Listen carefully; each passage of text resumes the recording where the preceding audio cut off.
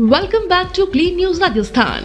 चलिए देखते हैं राजस्थान की 15 फटाफट बड़ी खबरों को। वसुंधरा राजे की वापसी के संकेत। राजस्थान में बीजेपी पूर्व सीएम वसुंधरा राजे पर एक बार फिर से दाव लगा सकती है। वसुंधरा राजे समर्थक लंबे समय से राज्य को मुख्यमंत्री का चेहरा घोषित करने की मांग कर रहे हैं। पीएम मोदी की अजमेर में हुई रैली से ऐसे संकेत मिले हैं कि बीजेपी वसुंधरा राजे को सीएम फेस घोषित कर सकती है।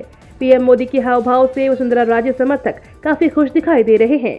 अजमेर में बुधवार को हुई जनसभा में पीएम मोदी के आने से कुछ ही देर पहले वसुंधरा मंच पर पहुंची।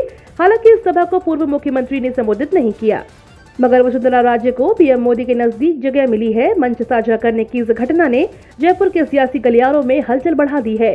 कयास लगने शुरू हो गए हैं कि क्या भाजपा आने वाले विधानसभा चुनाव में वसुंधरा राजे के चेहरे पर एक बार फिर दांव लगा सकती है। हनुमान बेनीवाल करेंगे राजस्थान में बड़ी रैलियां।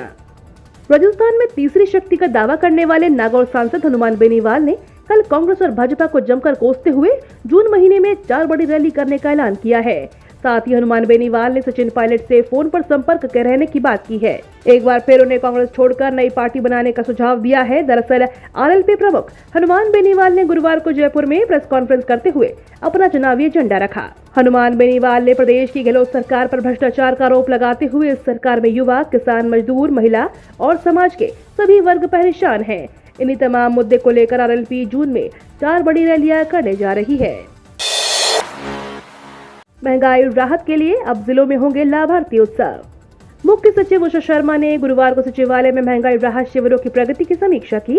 संबंधित विभागों के वरिष्ठ अधिकारियों के साथ बैठक में उन्होंने शिविरों की प्रगति को संतोषप्रद बताते हुए कहा कि सभी जिलों में तेजी से निर्धारित लक्ष्य प्राप्त किए जा रहे हैं।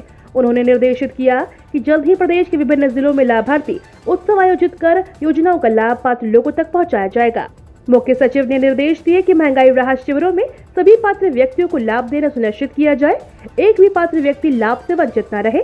उन्होंने कहा कि यह संदेश भी आम जन तक स्पष्ट रूप से पहुंचना सुनिश्चित किया जाए कि योजनाओं का लाभ लेने के लिए उनका रजिस्ट्रेशन आवश्यक रूप से होना चाहिए। राजस्थान इंटरनेशनल सेंटर शीघ्र बनेगा autonomous body. Rajasthan international centre जल्द ही ऑटोनोमस बॉडी बनेगा। इसके लिए जेडीसी डॉक्टर जोगाराम ने अधिकारियों को कार्य योजना तैयार करने के निर्देश दिए हैं। जेडीसी ने गुरुवार को राजस्थान इंटरनेशनल सेंटर का दौरा किया। इस दौरान सेंटर के निदेशक एमसी गोयल की उपस्थिति में जेडीसी ने अफसरों की बैठक ली। जेडीसी ने राजस्थान इंटरनेशनल सेंटर को ऑटोनोमस बॉडी बनाने की कार्य योजना बनाने के अफसरों को निर्देश दिए हैं। इससे राजस्थान इंटरनेशनल सेंटर का ऑपरेशन और मेंटेनेंस हो सके। डॉक्टर जोगाराम ने बताया कि Rajasthan international centre autonomous body के रूप में स्थापित होने से सभी व्यवस्थाएं, रखरखाव आदि कार्य निदेशक राजस्थान इंटरनेशनल सेंटर के स्तर पर ही संपन्न हो सकेंगे, जिससे जनहित में बेहतर कार्य होगा। एक्सप्रेसवे पर भरी उड़ान तो कट जाएगा ई चालान। दिल्ली मुंबई एक्सप्रेसवे पर अब निर्धारित गति से अधिक रफ्तार से वाहन दौड़ता दिखाई देगा तो चालकों को भारी पड़ेगा। शीघ्र ही यहाँ ई चालान सिस्टम लागू होने जा रहा है। इसके लिए टेस्टिंग का काम चल रहा है। दिल्ली मुंबई एक्सप्रेसवे पर वाहनों की अधिकतम गति सीमा 120 किलोमीटर प्रति घंटा अधिकतम निर्धारित की हुई है, लेकिन यहाँ वाहन 200 की स्पीड तक दौड़ रहे हैं। इसका कारण यहाँ लगातार हादसे हो रहे हैं।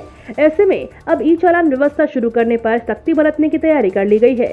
इस एक्सप्रेसवे पर बस और ट्रक के लिए 80 किलोमीटर प्रति घंटे की गति निर्धारित है और 2 पहिया वाहनों का प्रवेश पूरी तरह से वर्जित है। राजस्थान में फ्री बिजली करने के बाद इस जिले में होगा टूरिज्म विकास।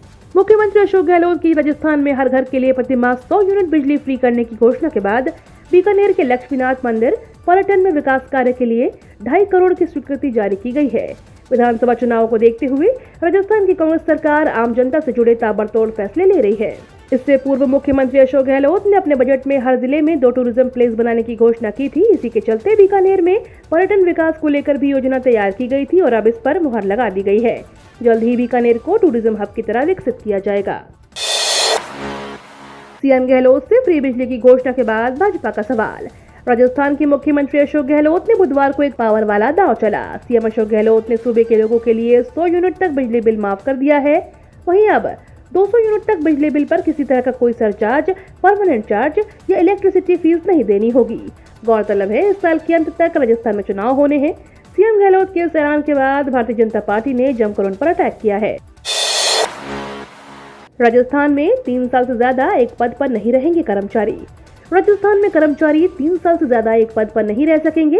करीब 4 लाख कर्मचारियों के विभाग बदले जाएंगे। मुख्य सचिव उषा शर्मा ने सभी विधायकों के सचिवों और विभागाध्यक्षों को आदेश जारी कर दिए हैं। प्रशासनिक सुधार विभाग द्वारा जारी आदेश के मुताबिक देखा गया है कि शासन सचिवालय और दूसरे विभागों में कई कर्मचारी और अधिकारी एक ही सीट या पद पर कई सालों तक काम करते हैं। इससे सरकारी कामों की पारदर्शिता पर प्रतिकूल प्रभाव पड़ता है। माना जा रहा है कि मुख्य सचिव उषा शर्मा ने सरकारी काम में पारदर्शिता पर उठ रहे सवालों को देखते हुए गुरुवार को मुख्य सचिव उषा शर्मा ने आदेश जारी करते हुए सभी एचओडी को इस तरह के कर्मचारियों की बदली सीट बदलने के आदेश दिए हैं। राजस्थान में एआरसीपी पर गजेंद्र सिंह शेखावत ने बनाया ये प्लान। राजस्थान में इस साल के आखिर में विधानसभा चुनाव होने हैं। अशोक गहलोत से लेकर गजेंद्र सिंह शेखावत और वसुंधरा राजे से लेकर सचिन पायलट और सीपी जोशी के साथ गोविंद सिंह डोटासरा और हनुमान बेनीवाल समेत तमाम नेता पूरी ताकत लगा रहे हैं। राजस्थान विधानसभा चुनाव 2018 में कांग्रेस को सबसे ज्यादा बढ़त पूर्वी राजस्थान में मिली थी। इस बार एआरसीपी के मुद्दे पर बीजेपी को घेर कर कांग्रेस उसी बढ़त को बरकरार रखना चाहती है। लेकिन अजमेर में पीएम मोदी के मंच से जल शक्ति मंत्री शेखावत ने जो ऐलान किया है वह कांग्रेस के लिए मुश्किलें खड़ी कर सकता है। नवोदय विद्यालय में बिना परीक्षा नौकरी पाने का बढ़िया मौका। नवोदय विद्यालय में टीचर की नौकरी पाने का सुनहरा मौका है। इसके लिए नवोदय विद्यालय समिति ने पीजीटी और टीजीटी सहित अन्य पदों पर पटना क्षेत्र के लिए वैकेंसी निकाली है। 10 जून 2023 तक ईमेल के माध्यम से आवेदन आ सकते हैं। इस भर्ती अभियान के माध्यम से 321 रिक्तियां भरी जानी है। उम्मीदवार जो कि इन पदों पर आवेदन करने के लिए इच्छुक हैं, वे एनवीएस की आधिकारिक वेबसाइट पर जाकर अप्लाई कर सकते हैं। गहलोत ने दी मंजूरी, कर्मचारियों को मिलेगा वेतन का अग्रिम भुगतान। राजस्थान के राज्य की कार्मिक अब आकस्मिक आवश्यकता पर अपने वेतन का अग्रिम भुगतान ले सकेंगे। इसके लिए मुख्यमंत्री अशोक गहलोत ने अर्न सैलरी एडवांस डोल एक्सेस स्कीम को स्वीकृति दी है। 1 जून 2023 से राज्य सरकार के सभी कार्मिकों के लिए उपलब्ध इस स्कीम की कार्यवाही Rajasthan financial service delivery limited द्वारा की जाएगी। इससे कार्मिकों को माह के अंत से पहले ही अनुपातिक रूप से वेतन का अग्रिम भुगतान किया जा सकेगा।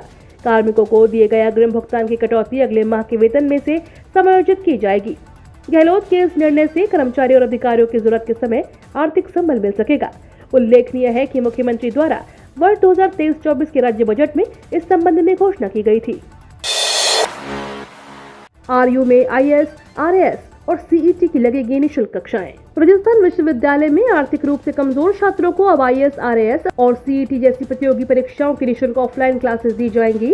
विश्वविद्यालय में गुरुवार से एक पहल इंडिया योजना के तहत 10,000 छात्रों को आईएएस, आरएएस और सीईटी की निःशुल्क ऑफलाइन क्लासेस दी गई हैं। इसके अलावा करीब 5 लाख छात्र ऑनलाइन क्लासेस के लिए एनरोल हुए हैं। अब तक राजस्थान विश्वविद्यालय के ही करीब 10,000 छात्र आवेदन कर चुके हैं, जबकि प्रदेश भर के करीब 5 लाख छात्र एनरोल हुए हैं। ये कक्षाएं कल से शुरू हो गई। एक पहल इंडिया के देव अमित सिंह ने बताया कि ओपनिंग सेरेमनी जयपुर के बिरला ऑडिटोरियम में कराई जा रही है। 2 साल का आईएएस और आरएएस का कोर्स है, जबकि सीईटी का 1 साल का कोर्स है। 6 जून तक झमाझम बारिश का अलर्ट जारी और फिर 8 जून से ऐसे रहने वाला है मौसम। राजस्थान मौसम विभाग ने अगले 1 सप्ताह के दौरान मौसम पूर्वानुमान जारी किया है। 3 और 4 जून को आधी बारिश की गतिविधियों में बढ़ोतरी होने जा रही है। बीकानेर, जयपुर, अजमेर, भरतपुर संभाग के जिलों में तेज मेघ गर्जन, तेज अंधड़ और तेज बारिश होने की प्रबल संभावना है। आंधी बारिश की गतिविधियां राज्य के पश्चिमी, उत्तरी और पूर्वी भागों में आगामी 5 और 6 जून तक जारी रहने की संभावना है। मौसम विभाग के जयपुर केंद्र के निदेशक राधेश्याम शर्मा ने बताया कि 7 और 8 जून से आंधी बारिश की गतिविधियों में कमी होने शुरू हो जाएगी। इसके साथ प्रदेश के सभी जिलों में तापमान में थोड़ी बढ़ोतरी होगी। मौसम वैज्ञानिक केंद्र जयपुर ने बताया कि तापमान में 2 से 4 डिग्री सेल्सियस की बढ़ोतरी होने की संभावना है। इसके बावजूद प्रदेश में अब लू नहीं चलेगी। सरकार की राह पर निजी स्कूल चले तो राहत मिले, बटेगी 15.5 लाख पुरानी किताबें। निजी स्कूलों में हर साल नई किताबें खरीदना मजबूरी बन जाती है। स्कूलों की मनमानी के कारण अभिभावकों को 8 से 10 हजार खर्च करने पड़ते हैं। सरकारी स्कूलों में सिस्टम इससे अलग है। शिक्षा विभाग की ओर से पिछले सत्र की आधी किताबों को पूरा उपयोगी बना बच्चों को बांटी जाती है। इस वर्ष जयपुर में 28.5 लाख किताबें बांटी जा रही हैं। इनमें से 16 लाख किताबें ऐसी हैं जो पुरानी होंगी। ऐसे में सरकार की तर्ज पर निजी स्कूल भी पहल करें तो अभिभावकों को राहत मिल सकती है। राजस्थान पाठ्य पुस्तक मंडल की ओर से वितरण शुरू कर दिया गया है। प्रथम चरण में 15 जून तक पुस्तकों का वितरण होगा। इसके बाद मांग होने पर दूसरे चरण में पुस्तकें दी जाएंगी। राजस्थान के किसानों के लिए वरदान है ये व्यवस्था, एक ही जगह मिल रही ढेर सारी सुविधाएं। मुख्यमंत्री अशोक गहलोत द्वारा संचालित कृषि के क्षेत्र में जन कल्याणकारी योजनाओं और उन्नत सुविधाओं की जानकारी किसानों तक आसानी से मुहैया कराने के कृषि विभाग ने अनूठी पहल शुरू की है। राज किसान सुविधाएं ऐप विकसित किया है। ऐप के माध्यम से किसानों को कृषि, उद्यानिकी, पशुपालन और कृषि विपणन से संबंधित योजनाओं की संपूर्ण जानकारी अब घर बैठे एक ही प्लेटफॉर्म पर मिल रही है। साथ ही किसान इस ऐप के जरिए योजनाओं में ऑनलाइन आवेदन भी कर पा रहे हैं। ऐप से किसानों के समय की बचत और आवेदन की प्रक्रिया भी सुगम हो गई है। ये तो थी राजस्थान की बड़ी खबरें। रोजाना सबसे पहले अपडेट पाने के लिए क्लीन न्यूज राजस्थान को अभी सब्सक्राइब करें।